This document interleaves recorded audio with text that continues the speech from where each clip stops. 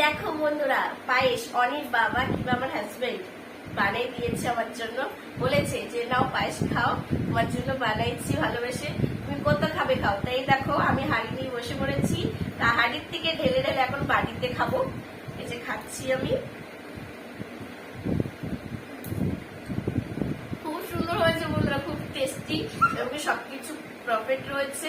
কালকেও শুনেছিল যে মার সাথে আমি কথা বলছি, বলছিলাম যে মা তোমার হাতের পায়েসটাকে আমি খুব মিস করছি, তো ও আমার জন্য এই দেখো বানিয়ে দিয়েছে। তোমরা কারা কারা নিজের বউকে এইভাবে রান্না করে মানে দিতে পছন্দ করো, ভালোবাসো, সেটা আমাকে কমেন্টে জানাইও। আর কারা কারা বউরা নিজের স্বামীর হাতের রান্নাটাকে এইভাবে খেতে এনজয় করে এবং ভালোবাসে আমাকে জানাইও। খালি পরে আমিও জানি একটু খুশি হবো যে না আমার মানে কোনো বন্ধুরা আছে যে আমার মতনও নিজের স্বামীর রান্নাটাকে এইভাবে এনজয় করে ভালোবেসে খেতে পছন্দ করে, আমাকে জানাইও।